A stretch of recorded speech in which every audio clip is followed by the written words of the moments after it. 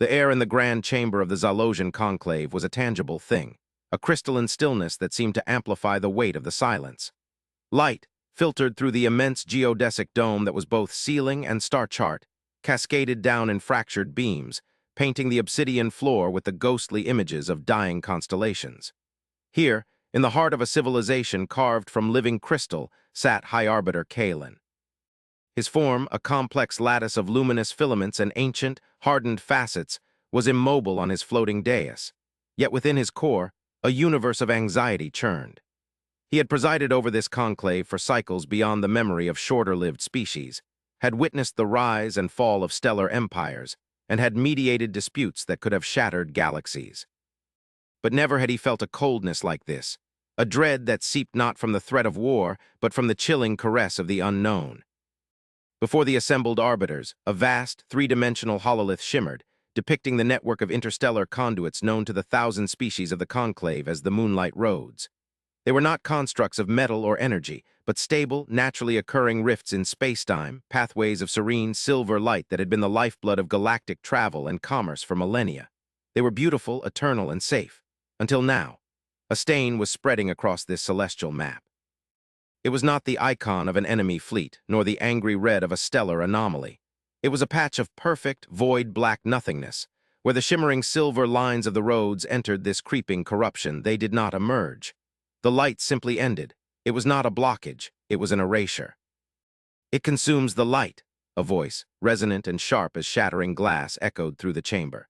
It belonged to Grand Marshal Vorlag of the Valkyr Imperium, his immense chitinous form rigid with barely contained aggression.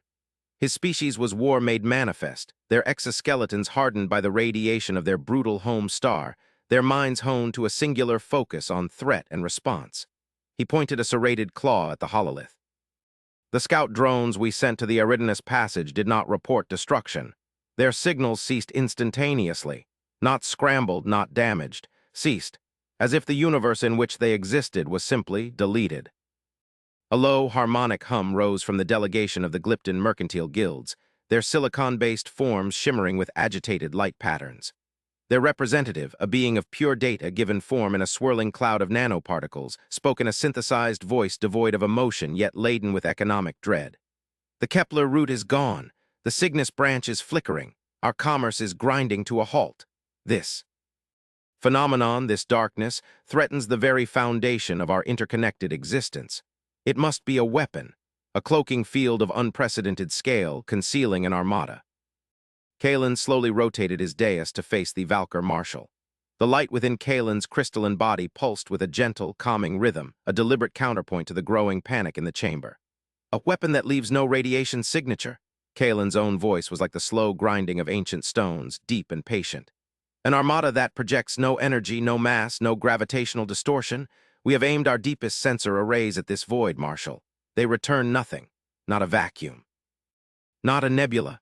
They return an error state, as if the sensors themselves are reporting that reality in that sector is no longer compliant with its own physical laws." Vorlag slammed his clawed fist onto the railing of his platform, sending a shockwave of sound through the chamber. "Metaphysical debate is a luxury we cannot afford. It is an enemy. An enemy must be met with force. My fleets are mobilized. We will advance to the edge of this stain, and we will purge whatever lurks within it with cleansing fire. We will burn it out of existence." "And what if the fire is consumed as easily as the light?" Kalen countered, his tone remaining level, a vast and placid sea against which Vorlag's fury broke in useless waves. "You speak of attacking a shadow. You cannot kill a concept, Marshal. Before you unleash a war that may have no enemy to fight and no territory to win, we must understand what we are facing. This is not a predator we recognize. It is a fundamental alteration of the cosmos." The debate raged, a storm of competing philosophies. The Valkyr demanded action, a glorious, decisive battle to reaffirm their dominance and restore order through overwhelming power. The Glyptons pleaded for a solution, any solution that would restore their trade routes and prevent the collapse of the galactic economy.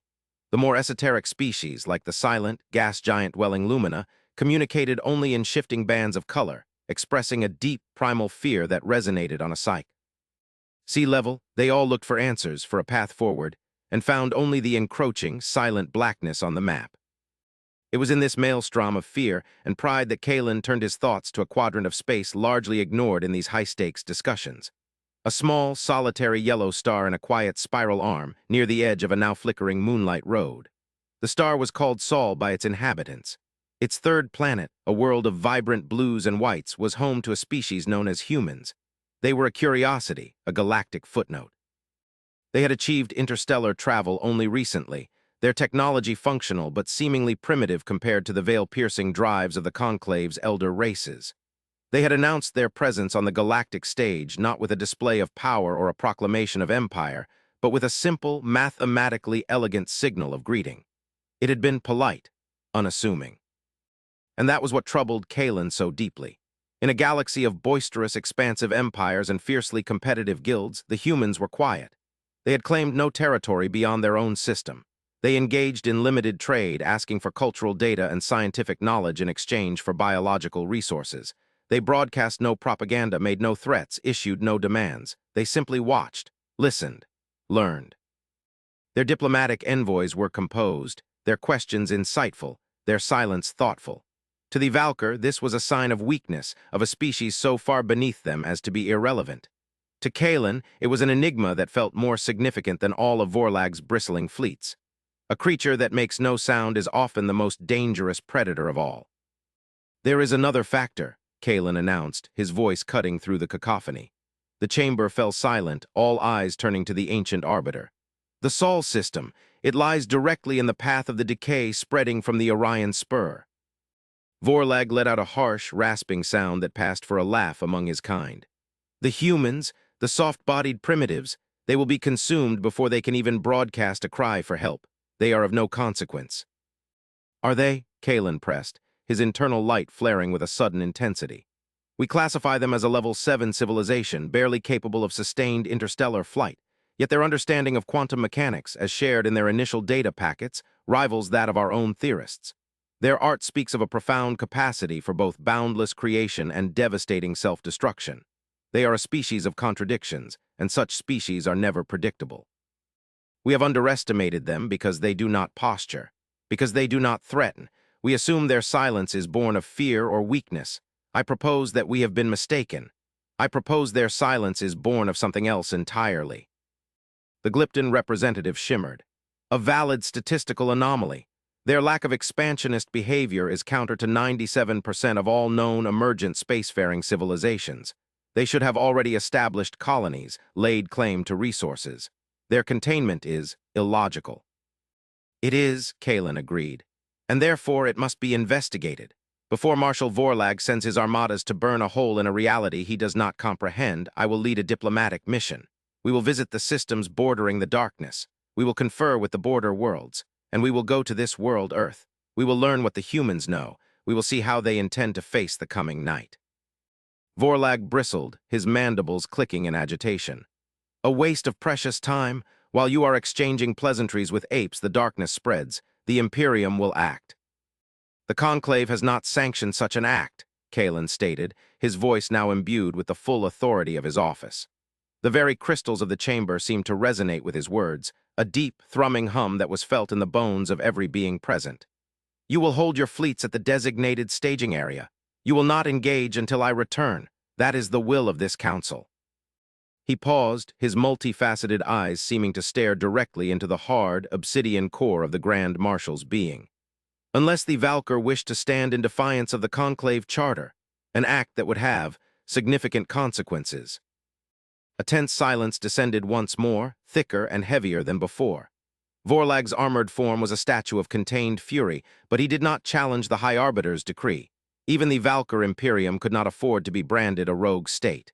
He gave a curt, jerky nod of assent, a promise of obedience that felt more like a threat of future retribution. The session was adjourned.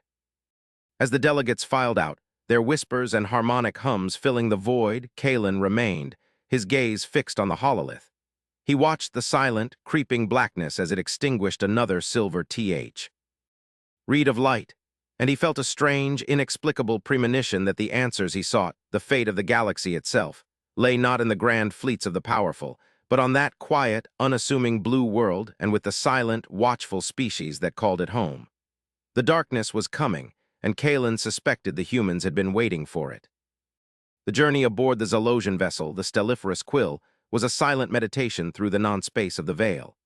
Kalen passed the transit time in the ship's observation dome, a sphere of flawless, transparent crystal that looked out not on stars, but on the roiling, chaotic energies between realities. It was a place for contemplation, and his thoughts were consumed by the enigma of humanity. He reviewed the entirety of their shared data cache. Their history was a brutal tapestry of conflict and cooperation, of transcendent art created amidst unimaginable violence. They had nearly destroyed their own world multiple times, only to pull back from the brink with moments to spare, rebuilding with a resilience that bordered on the absurd. They were emotionally volatile, prone to acts of both breathtaking empathy and shocking cruelty. And yet, their scientific and philosophical progression showed a clear, undeniable vector towards stability, towards a kind of managed wisdom. It was as if their entire civilization was a crucible designed to burn away its own impurities. His primary aide, a younger Zalosian named Lyra, shimmered beside him, her crystalline form expressing a pattern of anxious inquiry. "High Arbiter," she resonated, "our long-range sensors have been scanning the Sol system as we approach. The findings are perplexing." "Perplexing in what manner?" Kalen asked, not turning his gaze from the swirling chaos of the Veil. "There is an energy field," Lyra explained, her tone hesitant. "It envelops the entire system, subtle but undeniably present. It does not match any known defensive screen technology. It is passive. It seems to be observing, not repelling. Furthermore, there are no significant naval assets in orbit of their planet. No defense platforms, no shipyards churning out warships. For a species on the precipice of an existential threat, they are quiescent." This only deepened Kalen's intrigue. A system-wide energy field of unknown function, a complete lack of military preparation in the face of annihilation. It was either the mark of a civilization so hopelessly naive it was doomed, or one so profoundly confident it had no need for such overt displays. Kalen suspected the latter. When the Stelliferous Quill emerged from the Veil into the Sol system, the transition was jarringly peaceful. The light of the yellow star was warm and steady. The system was orderly, rocky inner planets, majestic gas giants in the outer orbits, all following their silent clockwork paths. And there, nestled in the habitable zone, was Earth. It looked exactly as it did in the data files, a jewel of deep oceans, swirling white clouds, and continents of green and brown. It was beautiful, deceptively so. Almost immediately, a communication request came through. It was not a strident military challenge or a panicked civilian hail. It was a calm, modulated signal encoded in a multi-layered cipher that their systems took a full 3 seconds to decrypt, an impressive feat. The message was simple. "Welcome to the Sol system, delegation of the Zalosian Conclave. We have been expecting you. We invite you to land at the designated coordinates. We are prepared to receive you." The voice was female human. The tone was not one of a subordinate addressing a superior, nor of a potential victim begging for aid. It was the tone of a host welcoming a guest to their home. As the Stelliferous Quill began its descent, Kalen watched the planet grow on the main viewer. The designated landing zone was not a sprawling spaceport or a fortified military complex. It was a serene plateau nestled high in a range of snow-capped mountains, surrounded by ancient forests.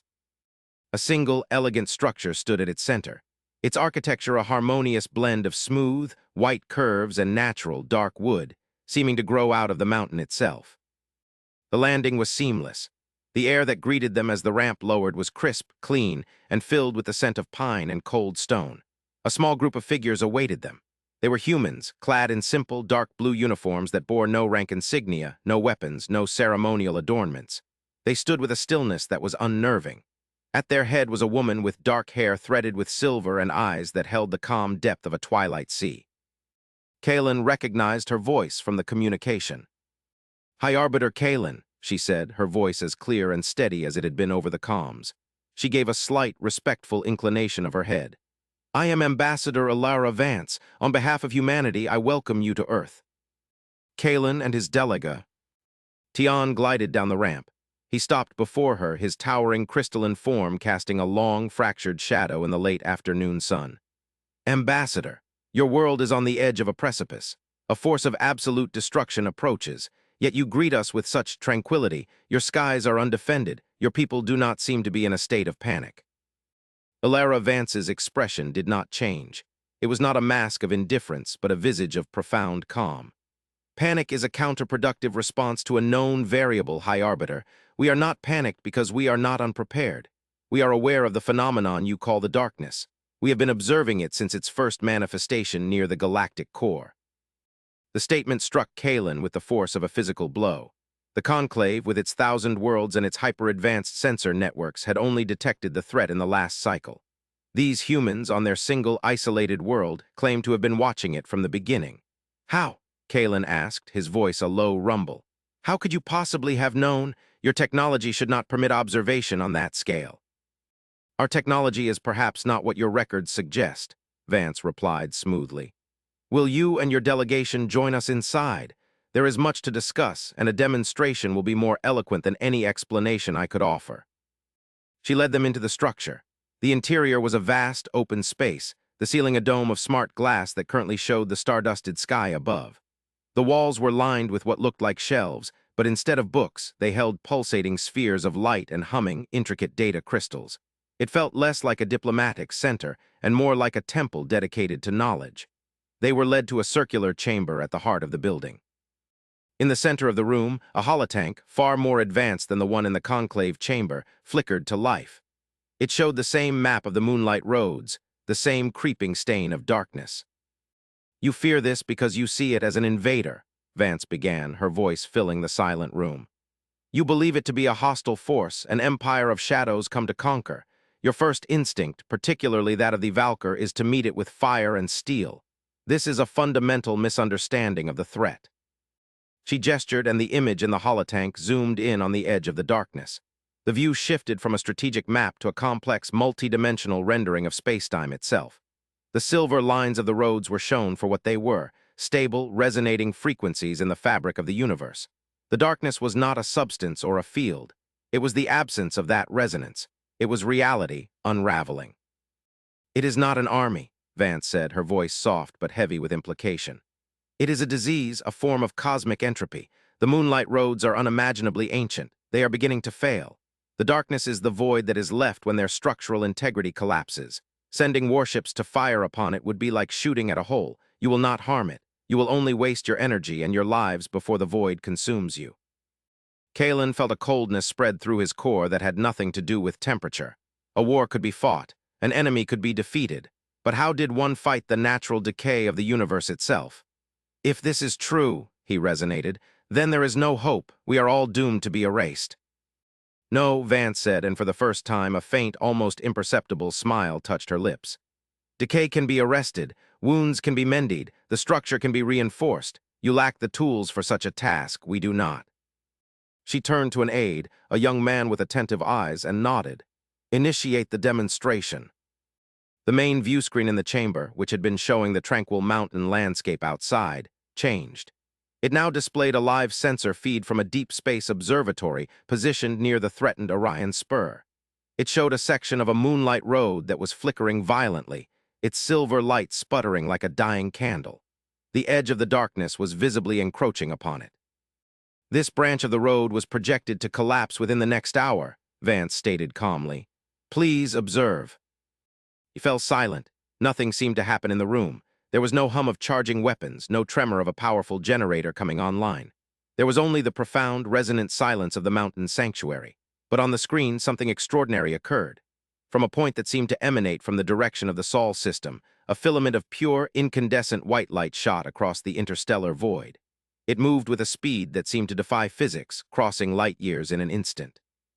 It was not a laser beam or a plasma bolt. It was finer, more intricate, like a surgeon's thread made of solidified starlight. The filament did not strike the darkness. It touched the flickering Moonlight road. As it made contact, it did not explode. It merged. The brilliant white energy flowed into the decaying silver conduit, weaving itself into the failing structure. The violent flickering ceased. The sputtering silver light steadied, then brightened, reinforced by the infusion of white energy until it shone with a brilliance that was even greater than before. The encroaching edge of the darkness halted its advance. It could not consume the reinforced, stabilized section of spacetime. It was held at bay, the line between reality and nothingness now firmly drawn and held by that impossible thread of light. Kalen and his delegation were speechless. They had just witnessed a feat of cosmic engineering so far beyond their own capabilities as to be indistinguishable from magic. The energy required for such a feat was astronomical. The precision was unthinkable. This was not the act of a primitive species. This was the work of gods. What was that? Lyra resonated, her own form flickering with a pattern of pure, unadulterated awe. That, Alara Vance said, her voice filled with a quiet reverence, was the Guardian. Kalen slowly turned his gaze from the screen to the human ambassador. The Guardian, a weapon, a ship. Neither, she replied, and both and so much more we call it Aegis. It is not a machine we built. It is a system we inherited, a planetary consciousness woven into the very fabric of Earth. It is a network of quantum computational matrices buried deep within the planet's core, symbiotic with our own collective consciousness. For millennia, it has slept, observing, learning, integrating itself with our development. We are its custodians, its minders, its human component. She gestured around the room at the humming data spheres, at the silent, focused humans. This is not a diplomatic building, High Arbiter. This is a nexus, a control center. Aegis is the lost guardian of Earth, and its awakening was triggered by the failing of the roads. Its purpose was never to fight wars of conquest. Its purpose is far grander and far more terrifying. It was built to maintain the integrity of reality itself. The full weight of her words crashed down upon Kalen. The quiet humans, their lack of expansion, their focus on introspection and knowledge, it had all been a lie of omission. They had not been hiding in fear. They had been in communion with a power beyond imagining, preparing for a role they had been born into. They were not just another species in the galaxy. They were its designated caretakers, the inheritors of a duty so ancient and so vast it defied comprehension. This changes everything, Kalen finally managed to resonate, the very structure of his crystalline mind struggling to process the sheer scale of the revelation. Yes, Alara Vance said, her twilight eyes meeting his. It does. The question now, High Arbiter, is what the Galactic Conclave will do with this knowledge. Will you continue to squabble and posture with your fleets and your armies while the universe dissolves around you? Or will you join us? Will you learn to be menders instead of just warriors? The air in the chamber was thick with the silent weight of that question. Outside, the sun began to set, casting long shadows across the peaceful mountain. And for the first time, Kalen understood that the true power in the galaxy was not measured in warships or territory, but in the quiet, resolute calm of a species that had long ago accepted its role as the final guardian against the falling of the dark. Kalen's return to the conclave was met with an atmosphere of charged anticipation. He had been gone for what felt like an eternity, and in his absence, the darkness had continued its silent, inexorable creep. More roads had flickered and died, severing ancient ties between worlds and strangling the flow of galactic life. Marshal Vorlag's fleets, a glittering swarm of predatory might, held their position at the edge of the void, their engines simmering with impatience, their commanders hungry for a battle to fight. When Kalen entered the grand chamber, a hush fell. His crystalline form seemed different, the light within pulsing with a new, somber intensity. He did not take his dais immediately, but stood in the center of the chamber, his presence commanding the absolute attention of every delegate. He carried with him a single human data crystal, a smooth, obsidian teardrop that seemed to drink the light of the room. Grand Marshal Vorlag, Kalen began, his voice echoing with a profound gravity, you have been waiting for an enemy to fight. I have returned to tell you that you were right to prepare for war. But you were wrong about the nature of that enemy, and you were wrong about the weapons needed to win. He placed the crystal on the central console. The hololith in the center of the room dissolved its map of the dying roads and was replaced by the Rico. Arding from Earth's deep space observatory. The assembled delegates watched in stunned silence as the filament of pure white light, the energy of the Aegis system, lanced across the void to mend the decaying fabric of spacetime. They saw the darkness halted, its hunger denied. The chamber was filled with a cacophony of disbelieving hums, clicks, and psychic murmurs. This was power on a scale none of them had ever conceived. Vorlag stared, his mandibles parted in what could have been shock or disbelief. A trick, he rasped, his voice lacking its usual thunderous conviction. A projection, a light show. The sensor data is embedded in the recording, Marshal, Kalen said calmly. Your finest scientists will verify it. The energy output is real. The stabilization of the conduit is real. The species you dismissed as soft-bodied primitives has the power to reinforce the foundations of the universe. While you were polishing your cannons, they were learning to reweave the tapestry of reality. He then recounted everything he had learned. He spoke of the Aegis, the planetary consciousness, the inherited duty. He explained the true nature of the darkness, not an invader, but a symptom of a dying cosmos. The reaction was a storm of chaos. The Glypton guilds, ever pragmatic, immediately saw the potential. Their nanoparticle representatives swirled into a frantic pattern. A tool that can repair the roads, the economic implications are infinite. We must have this technology. Others recoiled in fear. The idea of a single, isolated world wielding such power was terrifying. What if the humans chose to sever a road leading to an enemy system? What if they demanded tribute in exchange for keeping the lights on? They could become the absolute masters of the galaxy without firing a single shot. It was Vorlag who, to Kalen's surprise, cut through the noise. The Grand Marshal had been silent, his immense form rigid as he processed the visual data. He was a being of war, but he was not a fool. He understood power, and what he had just seen was a form of power so absolute it made his entire armada look like children's toys. They did not demand anything, Vorlag stated, the words grinding out as if they pained him. It was not a question. No, Kalen affirmed. They did not. They offered an alliance. They offered to teach us. They understand that this is not a task they can accomplish alone. The decay is spreading too fast. Even the Aegis has its limits. They need the Conclave's resources, our sensor networks to identify the weakest points in the roads, our fleets to provide logistical support and protect the worlds now isolated by the decay. They do not want subjects. They want partners. This was the turning point. The offer of partnership, of shared knowledge, was a gesture of such profound trust and ethical strength that it disarmed the fear in the chamber. It was an act of a civilization that was not just powerful but wise. A long and arduous debate followed, but the outcome was inevitable. The evidence was irrefutable, the offer too critical to ignore. The Galactic Conclave, in a historic vote, agreed to form a coalition with the humans of Earth. The species that had been a footnote was now the linchpin of galactic survival. A new era began. The Valkyr fleets, their purpose reimagined, were no longer poised for conquest but redeployed as a vast engineering and support corps. Their warships, once designed to shatter planets, were retrofitted to carry the massive power relays and focusing conduits needed to help channel and amplify the Aegis's energy across vaster distances. The Glyptons turned their formidable logistical genius to managing the flow of resources and information, creating a new galactic economy based not on luxury goods, but on the distribution of essential materials for the great work. And Kalen, along with the wisest minds of 100 other species, worked alongside Alara Vance and her people, learning the incredibly complex science and philosophy behind the Guardian. They learned that the Aegis was more than just a tool, it was a living library. It communicated in concepts and pure data, sharing its knowledge of the universe's fundamental structures. Humanity, it turned out, acted as its translators, its ethical compass. The Aegis possessed the power, but humanity provided the soul, ensuring that power was wielded with wisdom and restraint. A strange and beautiful symbiosis had formed. The ancient, silent machine and the young, vibrant species bound together in a sacred trust. For a time, there was hope. Working together, the coalition of humans and aliens began to turn the tide. One by one, flickering moonlight roads were stabilized. The relentless march of the darkness was slowed, then halted. A perimeter of reinforced reality was established. A fragile sense of victory began to dawn. They had faced the end of the universe and held it at bay.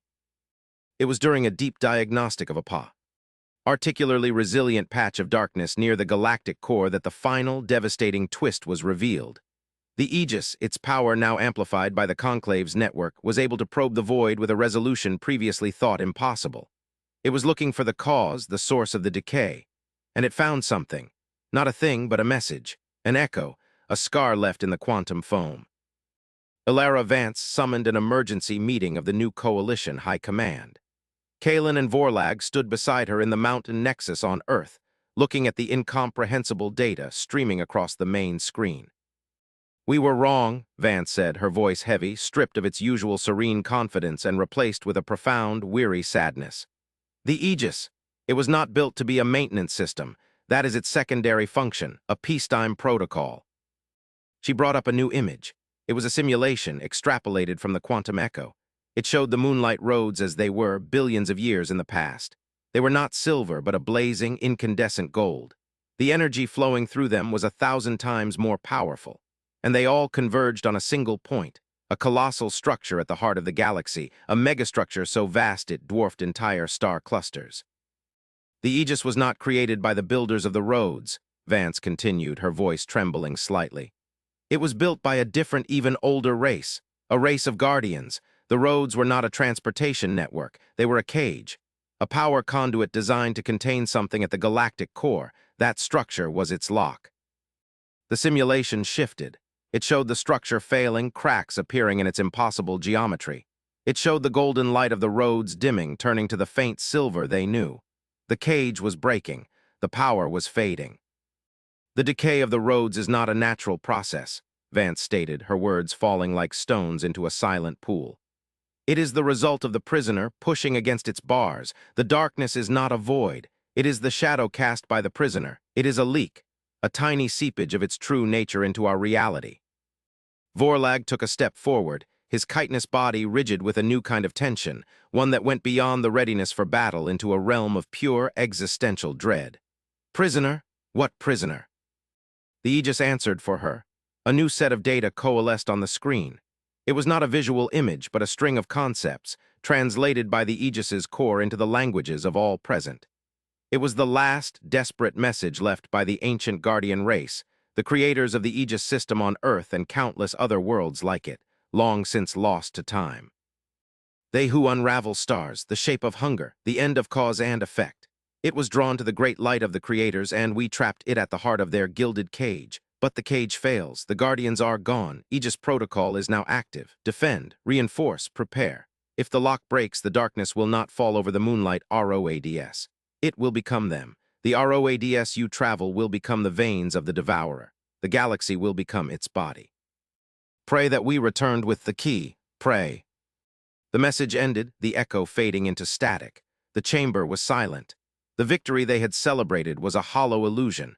They had not been holding back the end of the universe. They had merely been patching a crack in the wall of a prison holding a cosmic horror. Their struggle had not been a war for survival, but a futile, desperate attempt to delay an awakening. Kalen looked at Vorlag, whose warrior's arrogance had been utterly burned away, replaced by the grim visage of a soldier who has just been told the true nature of his enemy. He looked at Alara Vance, the human ambassador, whose people had carried the burden of the Guardian, only to discover it was a failing shield against an unimaginable god. And then Kalen looked out through the dome of the Nexus, at the stars glittering in the night sky. The moonlight roads, the beautiful, serene pathways between them, no longer looked like rivers of hope and connection. They looked like the glowing threads of a spider's web, and they all knew with a certainty that chilled them to their very souls that the spider was beginning to stir. The fight was not over. The true fight, the impossible fight, had just begun. And humanity, the once ignored, quiet little species, now stood with their new allies, the keepers of the last Guardian, on the final, desperate frontline against the true and total dark.